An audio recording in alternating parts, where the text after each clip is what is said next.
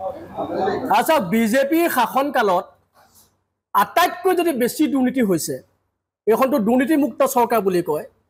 কিন্তু আটাইতকৈ যদি বেছি দুৰ্নীতি সংঘটিত হৈছে সেয়া হৈছে অনুসূচিত জাতি কল্যাণ সঞ্চালকালয়ত বা অনুসূচিত জাতিৰ বিভিন্ন আঁচনিসমূহত আপোনালোকে লক্ষ্য কৰিব যে বিজেপিৰ শাসনকালত অনুসূচিত জাতিৰ যিমানবোৰ আঁচনিৰ ধন সেই আঁচনিৰ ধনসমূহ গুগ্ৰাসে গিলি পেলোৱা হৈছে অনুসূচিত জাতিৰ কল্যাণৰ নামত কেৱল মন্ত্ৰী আমোলা আৰু ঠিকাদাৰ এই সকল লোকৰহে কেৱল কল্যাণ কৰি থকা হৈছে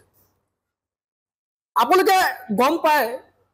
যে 140 কোটি টকা ইতিমধ্যে মানে দুৰ্নীতি সংঘটিত হৈছে নুপুৰ সাহা নামৰ এজন ঠিকাদাৰৰ বিৰুদ্ধে ইতিমধ্যে মানে বিভিন্ন ধৰণৰ ব্যৱস্থাও গ্ৰহণ কৰা হৈছে ইয়াৰ সমান্তৰালকৈ আমি আপোনালোকক কওঁ যে মিনি ষ্টেডিয়াম নিৰ্মাণৰ নামত হোৱা দুৰ্নীতি ছাত্ৰ ছাত্ৰী প্ৰশিক্ষণৰ নামত হোৱা দুৰ্নীতি অনুসূচিত জাতি আঁচনি ধন অন্যান্য শিতানলৈ হস্তান্তৰকৰণ কৰা দুৰ্নীতি এনেকুৱা ধৰণৰ বহু দুৰ্নীতি সংঘটিত হৈ থকাৰ মাজতে একেবাৰে শেহতীয়াকৈ আমি জানিবলৈ পাইছোঁ যে 1000 চিলাই মেচিন অনুসূচিত জাতিৰ মহিলাসকলৰ উন্নয়নৰ কাৰণে আৰ্থ সামাজিক উন্নয়নৰ কাৰণে 1000 চিলাই মেচিন বিতৰণৰ এটা আঁচনি গ্ৰহণ কৰা হৈছে আৰু সেই আঁচনিটোত সম্পূৰ্ণৰূপে দুৰ্নীতি কৰা হৈছে আপোনালোকে লক্ষ্য কৰিব যে সেই আঁচনিত শিৱসাগৰ যোৰহাট ডিব্ৰুগড় তিনচুকীয়া ধেমাজি লখিমপুৰ বিশ্বনাথ চাৰিআলি তেজপুৰ নলবাৰী আদি বিভিন্ন ঠাইবিলাকৰ যিসকল অনুসূচিত জাতিৰ মহিলা আছে সেইসকলে কিন্তু সেই আঁচনিটোত মানে ফলপ্ৰসূ হোৱা নাই বা সেই আঁচনিটো লাভ কৰা নাই এটাও চিলাই মেচিন এই ঠাইসমূহলৈ দিয়া নাই তাত দিয়া হৈছে ক'ত জাগিৰোড আৰু জালুকবাৰীতেই 1000 চিলাই মেচিনৰ প্ৰায় 500টা মেচিন তেওঁলোকে ৰাখি থৈ দিলে আৰু বাকী 500টা মেচিন শ্ৰীভূমি দক্ষিণ অভয়াপুৰী বকু ৰহা এনেকুৱা কেইটামান ঠাইত যিকেইটা ঠাইত আচলতে তেওঁলোকৰ সুবিধা হয় সেই তেনেকুৱা ঠাই কেইটামানত দি তেওঁলোকে গোটেই আঁচনিটো হৰপ কৰি থৈ দিলে আৰু তাতকৈ ডাঙৰ কথাটো হ'ল কি এই আঁচনিটো আছিলে মহিলাসকলৰ উন্নয়নৰ কাৰণে হোৱা আঁচনি কিন্তু আপোনালোকে লক্ষ্য কৰিব যে যিখন আমাৰ তালিকা আমাৰ ওচৰত আছে 1000 চিলাই মেচিন বিতৰণৰ হিতাধিকাৰীসকলৰ যিখন তালিকা আছে এই তালিকাখন যদি আপোনালোকে লক্ষ্য কৰে তেতিয়া আপোনালোকে দেখিব যে ইয়াত বহুজন কিন্তু পুৰুষেও এই আঁচনি পাবলৈ সক্ষম হৈছে তাৰমানে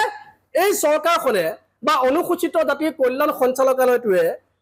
মতা কোন মাইকী কোন তাৰ আচলতে যিটো আচলতে বিভেদ থাকিব লাগে বা মতা মাইকীৰ মাজত যিটো পাৰ্থক্য তেওঁলোকে বুজি পাব লাগে সেই পাৰ্থক্যটো বুজি নাপায় আমি বাৰে বাৰে এই কথাবিলাক কৈ আছো যে অনুসূচিত জাতিৰ লোকসকলৰ ওপৰত অন্যায় কৰা হৈছে কিন্তু গুৰুত্ব দিয়া নাই অনুসূচিত জাতিৰ কল্যাণ সঞ্চালকালয়ৰ সঞ্চালিকা কুলসী নাথক আমি এই সন্দৰ্ভত যেতিয়া সুধিবলৈ গৈছো যে আপোনালোকে কিয় এনেকুৱা কৰি আছে তেতিয়া তেখেতে কৈছে যে মন্ত্ৰী পীযুষ হাজৰিকাৰ নেতৃত্বতে গোটেই কথাবিলাক চলি আছে বা হৈছে আৰু সম্পূৰ্ণ দায়খৰা মন্তব্য কৰি তেওঁ মন্ত্ৰী পীযুষ হাজৰিকাৰ ওপৰতে গোটেই আচলতে যিটো আমি আপত্তি দৰ্শাইছো তাৰ ওপৰতে মন্ত্ৰী পীযুষ হাজৰিকাৰ ওপৰতে গোটেই কথাখিনি এৰি দিছে ইয়াৰ পৰা এটা কথা স্পষ্ট হয় যে গোটেই বিষয়বস্তুবিলাকৰ লগত যিমানবোৰ দুৰ্নীতি আচলতে অনুসূচিত জাতিটোৰ লগত সংগঠিত হৈ আছে এই গোটেই বিষয়বস্তুবিলাকৰ লগত মন্ত্ৰী পীযুষ হাজৰিকা কিন্তু ওতঃপ্ৰোতভাৱে জড়িত হৈ আছে আৰু সেইকাৰণে আমি মুখ্যমন্ত্ৰী হিমন্ত বিশ্ব শৰ্মা চৰকাৰখনক আহ্বান জনাইছো যে মন্ত্ৰী পীযুষ হাজৰিকা ডাঙৰীয়াক অনুসূচিত জাতিৰ যিবিলাক বিভাগীয় দায়িত্ব আছে সেই দায়িত্ববিলাকৰ পৰা তেখেতক অপসাৰণ কৰক অন্যথা মন্ত্ৰী পীযুষ হাজৰিকায়ো যদি চৰম আছে লজ্জা আছে তেতিয়াহ'লে অনুসূচিত জাতিৰ যিবিলাক বিভাগীয় দায়িত্বত তেওঁ আছে সেই দায়িত্ববিলাকৰ পৰা তেওঁ আচলতে নিজেই মানে পদত্যাগ কৰিব লাগে আৰু ইয়াৰ লগতে আমি এইটো কথাও ক'ব খুজিছো যে সঞ্চালিকা কুলসী নাথ এই মহিলাগৰাকীয়ে সমগ্ৰ অনুসূচিত জাতিৰ যিবিলাক আঁচনিবিলাকৰ যি দুৰ্নীতি সংঘটিত কৰি আছে তেওঁৰ নেতৃত্বত এই মহিলাগৰাকীক আটক কৰিব লাগে গ্ৰেপ্তাৰ কৰিব লাগে আৰু এই দুৰ্নীতিবিলাকৰ এক উচিত তদন্ত কৰিব লাগে অনুসূচিত জাতি ছাত্ৰ সন্থাই বাৰে বাৰে এই দুৰ্নীতিবিলাকৰ বিৰুদ্ধে আন্দোলন কৰি আহিছো কিন্তু হিমন্ত বিশ্ব শৰ্মা চৰকাৰখনে এইবিলাকৰ ওপৰত গুৰুত্ব দিয়া নাই তাৰ পাছতে আমি যদি কওঁ চিলাই মেচিনৰ আচলতে যিটো বাজেট তেওঁলোকে নিৰ্ধাৰণ কৰিছে এটা চিলাই মেচিন তেওঁলোকে যিবিলাক চিলাই মেচিন আচলতে বিতৰণ কৰিব এটা চিলাই মেচিনৰ দাম হৈছে 6000ৰ পৰা 10000 টকাৰ ভিতৰত কিন্তু মূল্য নিৰ্ধাৰণ কৰিছে 20000 মহিলাক দিবলগীয়া আঁচনি দিছে পুৰুষক আৰু তেওঁলোকে কৰিছে কি উজনি অসমৰ ঠাইবিলাকলৈ এই আঁচনিবিলাক তেওঁলোকে দিয়া নাই আৰু গোটেই আঁচনিবিলাক তেওঁলোকৰ কেৱল ভোট বেংকৰ বা ভোটৰ কাৰণে ব্যক্তিগত স্বাৰ্থৰ কাৰণে নিজৰ মুনাফাৰ কাৰণে গোটেই আঁচনিবিলাক তেওঁলোকে ৰাখি থৈ দিছে আকৌ দেখিলোঁ যে ৩২খনকৈ এচি গাড়ী ৩২খনকৈ এচি গাড়ী আৰ্থ সামাজিক উন্নয়নৰ কাৰণে দিয়া হৈছে চাফাই কৰ্মীসকলক অনুসূচিত জাতিৰ অন্যতম এক মানে সাবকাষ্ট বা উপজাতি চাফাই কৰ্মীসকলৰ কাৰণে যি ৩২খন এচি গাড়ী দিয়া হৈছে এই এচি গাড়ীখনৰ লিষ্টখন যেতিয়া চাওঁ নহয় আমাৰ আচলতে আচৰিত হ'বলগীয়া এটা বিষয় আমাৰ মাজত আহি পৰিছে কাৰণ যিখন চাফাই কৰ্মী আয়োগ আছে আসাম ষ্টেট মানে যিখন আয়োগ আছে অসম ৰাজ্যিকৰ সেই আয়োগৰ যিসকল আচলতে বিষয়ববীয়া সেই বিষয়ববীয়াসকলৰ পৰিয়ালৰ মানুহকে সেই ৩২খন গাড়ী দি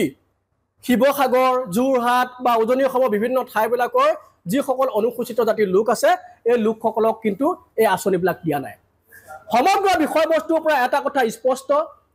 যে উজনি অসমত থকা যিসকল অনুসূচিত জাতিৰ লোক এই অনুসূচিত জাতিৰ লোকসকলক এই চৰকাৰখনে চৰম প্ৰতাৰণা কৰিছে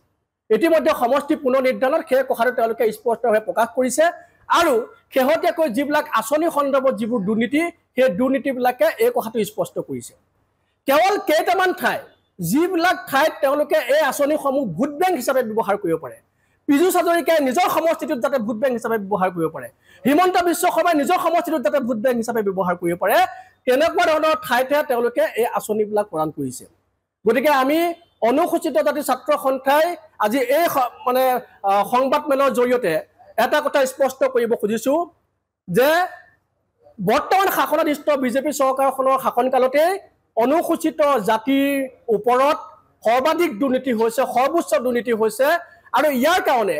অনুসূচিত জাতিৰ বিভিন্ন বিভাগৰ বিভাগীয় দায়িত্বত থকা পীযুষ হাজৰিকাক এই দায়িত্ববিলাকৰ পৰা অপসাৰণ কৰিব লাগে আৰু কুলসী নাথ নামৰ এই সঞ্চালকগৰাকীক গ্ৰেপ্তাৰ কৰি এই গোটেই দুৰ্নীতিবিলাকৰ ওপৰত উচিত তদন্ত কৰি অনুসূচিত জাতিৰ যি ন্যায্যিক অধিকাৰ এই অধিকাৰ কিন্তু প্ৰদান কৰিব লাগে আৰু এই দুৰ্নীতি অতি শীঘ্ৰে বন্ধ কৰিব লাগে